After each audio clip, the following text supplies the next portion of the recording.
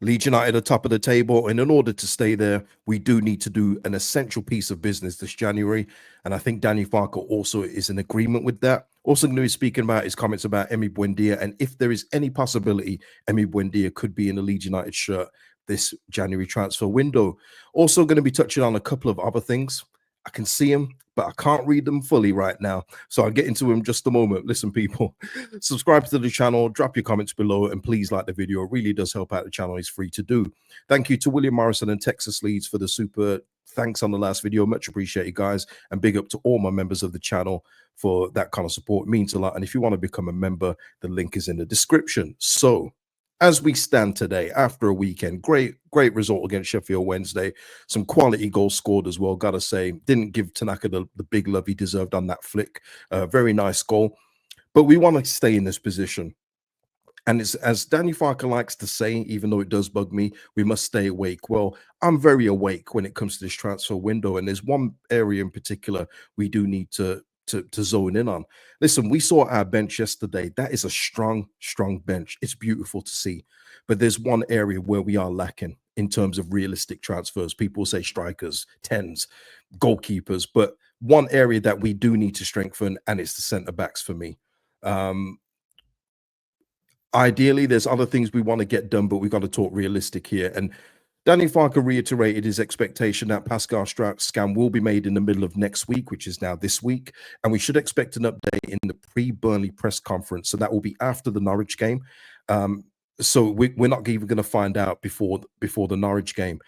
And my answer to this would be, it doesn't matter. As The Rock would say, it doesn't matter what comes back with Pascal scan, whether they say it's going to be 2 weeks or whether they say it's going to be 2 months. Pascal has had problems with his hamstring. He's even had surgery on it, and it still hasn't fully fixed the problem. So we know this may crop up again, especially with games coming 2, sometimes 3 a week. We're going to need fit centre backs there. And if you go through our centre backs now, it's Pascal, Joe Rodon. We're having to manage Max Verber, who's our other centre back option.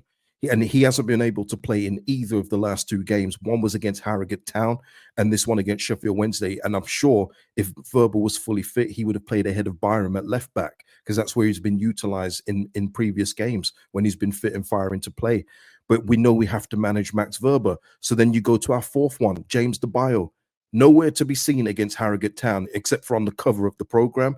Wasn't even in the squad against a League 2 4 from bottom side. So that says to me, we need a centre back. And there's deals to be done out there, people. I think it's important that we do it. We don't need Ethan Ampadu to keep on coming back into defence. And this is from Danny Farke himself. On the centre backs, last season they were our Welsh wall, as you would have not remembered. With Pascal, we are bigger and taller at set pieces. For this game, Ethan was the best solution. I would not say he's the solution for the running, but we like him there. And listen, there's been many criticisms of Danny Farke in previous, streams and everything else.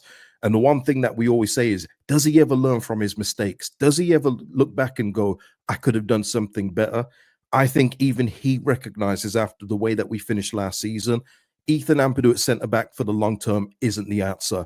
So whether he's talking about Pascal coming back sooner or a new signing, for me, it means we need to shore up the centre back position. And listen, Ethan said yesterday after the game that he doesn't mind playing centre back. He doesn't mind this and that. I always urge you to listen to players in the off season, when it's the end of the season or before the start, because that's when they tell you exactly what's up. And I'll use our own 2 examples here.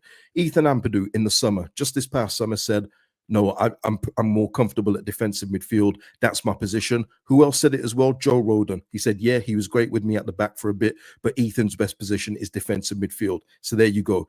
Just previous to him, Dan James. Remember that debacle of him being up front under Bielsa and Jesse Marsh? In season, he was saying, yeah, I do what I can for the team. But we could see Dan James was not a striker in any way, shape, or form. And it wasn't until the summer he went, yeah, I'll do my best work out on the wing. So Ethan will always do what's right for the team, always right. But listen, you will get a left back that will get put up front and they'll say, yeah, I'll play up front, whatever I can do for the team. The important thing is you learn from the mistakes. We saw it last year. We do not need that again. And it wasn't of the fault of Ampadu. It's just that he isn't a natural centre-back by trade. He is a defensive midfielder who can fill in as centre-back, and that's a big difference. And that's why I don't want to do this whole in-house thing of, well, what if Gilavogi can and play there for a few games? Gruev's back. What if he can play there? Why take that risk when we can easily go and get a centre back and it will not break the bank? We've already taken off some wages from Joe Gelhardt's departure. There's probably a little bit of money to play with. And if it is somebody like Omar Bamadeli, there is a deal to be done. Forest want him off the books. Leeds United need a centre back. Danny Farke trusts him from his previous relationship with him. Omar Bamadeli has previously said he was sad when Farke left the football club. I know players do say things all the time when they let down managers, etc. But he seemed to be, he's the one that give him his opportunity, and he seems sad that he's gone. So I'm sure Andrew Omar Bamadeli would love to come and work with Danny Farke again. And if the worst case scenario is the case that Pascal is back and then he plays every game with Rodon from here on out, you'll have an upset Loney on the books probably. I'm sure that the players would make him feel as included as possible. But that's the worst case scenario, that you've got an unhappy player that's outside the camp. It won't infiltrate within the squad. It wouldn't. And I don't think he's that kind of character from what I hear about him anyway. So it's about getting things shored up where you can. There's other positions I know that we wish we could shore up, but this one is glaringly obvious to me, because as strong as that bench was yesterday, all it takes is Byron missing with a strain. All it takes is Verba's knee playing up for a bit. All it takes is Firpo out yet again with another injury. And all of a sudden, Struijk out. All of a sudden, we're all light, aren't we? And then everyone that is saying, oh yeah, we'll just put Ampadu back there, Grove back there, will be saying, why didn't we do enough in January? Eliminate all of that. Go get in another centre back. And it's a deal that can be done. Listen, will Forest want an obligation fee in the summer? They may do, but I don't think it's going to be more than the transfer fee they paid. Allegedly, they're looking for around 10 million. Now, do you want to be tied to that? I think you do when the fruits of reward are 200 million plus all the additional deals Leeds United will get done when we get to the Premier League, rather than taking that chance of not getting somebody in, which is what I hope that the club are looking at, and what Daniel Farke is looking at in particular as well. So yeah, I mean, in terms of that, it's important for me that we do get a centre back in. But let me know what you feel. Do you think we do need to get one in, or are you going to say that we should play a defensive midfielder there? But if you do, I will be looking at your future comments, and if we do fail, which I hope we don't, people, please, I hope we don't, but I will be looking to see if you thought that we had enough.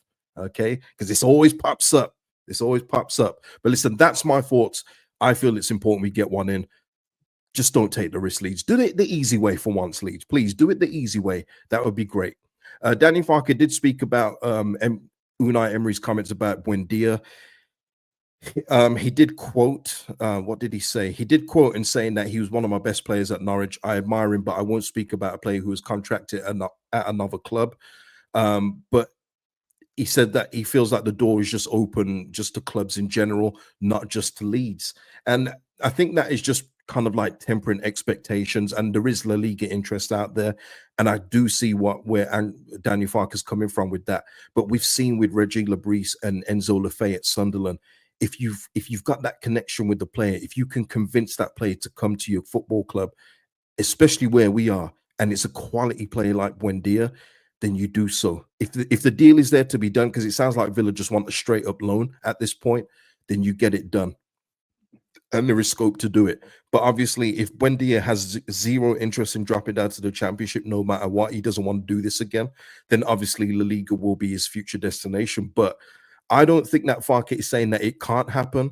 I think he's saying it's unlikely to happen unless he can work his magic and get it through the door. And imagine you're adding Buendia to this mix. It would be, I mean, the spoil of riches we've got right now is ridiculous anyway. But I do feel that Brendan Aronson does need some help in the 10. And there is risk that Brendan Aronson may lose his place if Buendia plays like he did back when he was at Norwich. But that's another great problem for Leeds to have, because I'm already getting discourse about Solomon, Ramazani. It's wonderful. I love the discussion. Give me more of that. Those are the kind of problems that I love to read about, where people think Ramazani should start instead, when Solomon's on fire now. For me, he's our starter. But I love it. Absolutely love it. So I don't think the door's closed, but I would say it's unlikely at this stage. But if there's any other update, of course, we'll get into it. Just a couple of news and notes. It looks like Leighton Orient are going to try and do a deal for Sonny Perkins this month. His contract's out in the summer. Sounds like they want him on a permanent deal before it goes that far. Obviously, it's not going to be a big deal. You're probably talking in a six-figure sum, if anything. I don't know, maybe something like that, maybe 100,000 something. But it does sound like they're going to try and get a deal done this month. And also, we're looking at a Mexican club going in for Mateusz Bogus. I think he's at an American club right now, but it looks like we could get a sell-on clause if a deal goes through. I think it could be around 7 million. Not for us. We'll pocket some of it. Not sure how much, but there will be more money coming in if a sale is made. So there you go. More money coming in. We seem to be just raking it in since this last summer. Let's get some out so we can really invest this summertime and avoid being Ipswich Town. And I really don't mean that disrespectfully. I just saw Ipswich Town get battered by Man City 6-0. That will literally be us if we don't invest properly this summer when we get promoted. We want to avoid that because you know what? It's like Ipswich. We've done it already. We've been there ourselves, weekly beating after beating after beating by cricket scores. We want to avoid that again. And it starts with getting it right this month in order for us to go up. That is the video, people. I hope you've enjoyed it. Let me know your thoughts and comments below. Please like the video, and I'll see you in the next one, people. Peace out.